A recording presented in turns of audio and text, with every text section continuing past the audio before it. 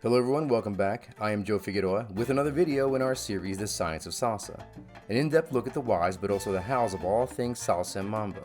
This week's video is going to be based on a subscriber's comments, which I thought made for a great conversation and also great content. I'll remind you to share, like, and subscribe later. For now, let's get started.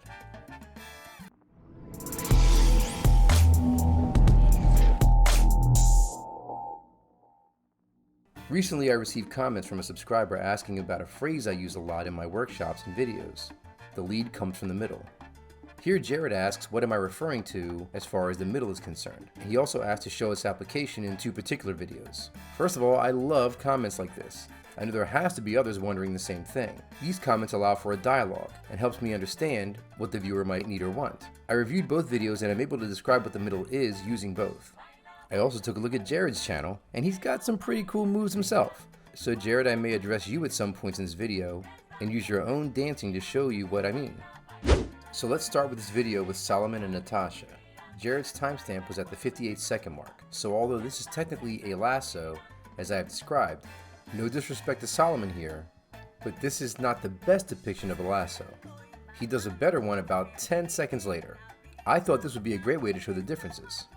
First, let's look at the 58-second version. Solomon just turned halfway left, and then after giving her a right hand turn on the spot with his right hand holding her left, once her turn begins, he then pivots back to his right, going for a 1.5 turn during the preparation. I like to point out how Solomon keeps the hand hold up throughout the turns. I always say in class that we raise the hands to indicate use.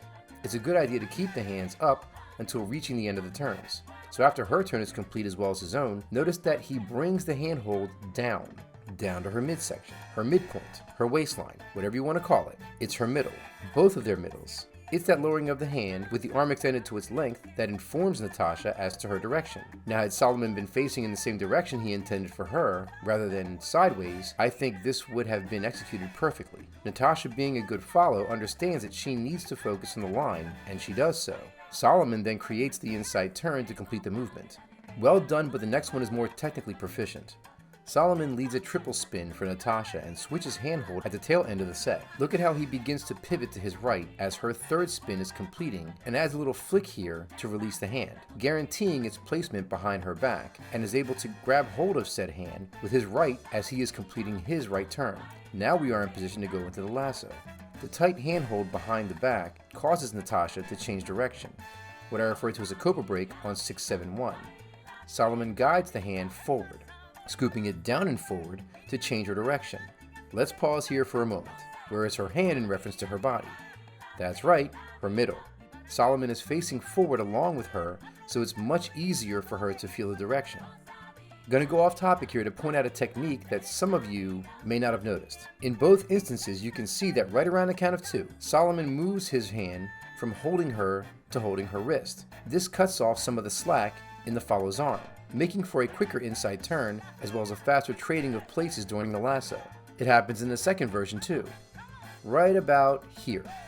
Solomon raises his hand just slightly after releasing her hand in order to collect her wrist for the rest of the movement. That's good leading technique there. Let me take this moment to remind you that if you're enjoying this video, to let me know by hitting the like button below. Subscribe if you haven't already, and put any questions or comments in the comments below. Doing so is free, and is a huge help to me and the channel. Okay, back to it. So then I went to Jared. He totally went to Jared. No, not like that. Meaning I went to your channel and saw this video of you practicing. I learned a lot about you just in these 4 minutes. First, you are either 7'4", or the young lady is 4'7". Second, you display very good partner dance technique, even going as far back as 10 years ago. If you look at this video of yourself, you can see that whether you realize it or not, you do the same things here. Granted, it's not a lasso, but the technique of leading from the middle is not specific to the lasso. It's used throughout all partner dancing. In fact, you display some of the most courteous dance technique I've ever seen. What's particularly special about your video is that, again, you are clearly very tall. Often, tall leads don't consider that their middle will likely differ from that of the followers. Like in this first example, you are wrapping the arms across the front of her body, establishing a clear high line and a clear low line. In a social setting, it is this that would make this movement look and feel as clean as it does here. When she is back into her N1 styling, you can see that your arm is stretched to its length. Other tall leads sometimes raise their arm a bit, which brings the handhold for the follow close to the chest, or even worse, under the arms. This is an example of the middle and your understanding of where it is for your partner. Let's look at this other movement a few seconds later. You lead a touch and go turn for the follow, leaving you both in a lefts over rights position. You turn left, reaching your left hand over your head. Look, along with lowering your head slightly, you give as much of your arm as possible to ensure that you are passing your own hand over your head, not hers. You gave your partner as much slack as possible. That's courteous leading. But I'm losing focus. What's next is what I wanted to point out. As you turn left to provide direction, look at your right hand. See how you lower the right hand hold even more? That was you bringing the hold to her middle. Doing so provides direction for the rest of the movement. That resulted in a type of crossbody lead past you as your left turn completes the movement. Notice leads that Jared waits till after she begins to pass him before raising the arm over his head. Same technique is given here. As much slack of the arm as possible to ensure that she isn't made uncomfortable. I also like how the left hand hold is lowered at the same time, lowered to her middle. This informs the follow that she won't be turning anymore throughout the movement. Again, many examples of excellent leading technique here. Your teacher taught you well. In the Oliver and Anita video, the selection you gave me is not actually a lasso. It's an inside turn or free spin. It just has the look since the handhold goes over Oliver's head. Otherwise, everything I mentioned is here. I did a 3 pieces of cool on this particular dance several years ago. Here's the link in case you missed it. Now you can see that they are facing each other, with her hand resting on his right shoulder.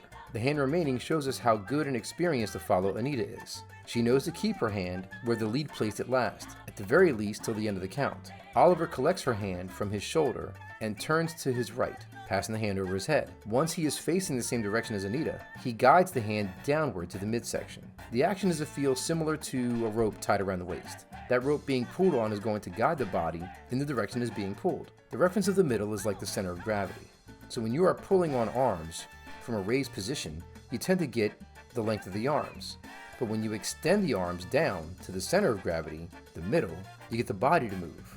I hope this explanation helps you to see the benefit of lead coming from the middle. But that's going to do it for me. Thank you all so much for watching. The best way for you to support the work I do is to subscribe and hit the like button, comment and share with your friends. If you want to go a step further, here's a QR code that you can scan to donate. Everything and anything is appreciated. I will see you in the next video, and hopefully very soon on the dance floor.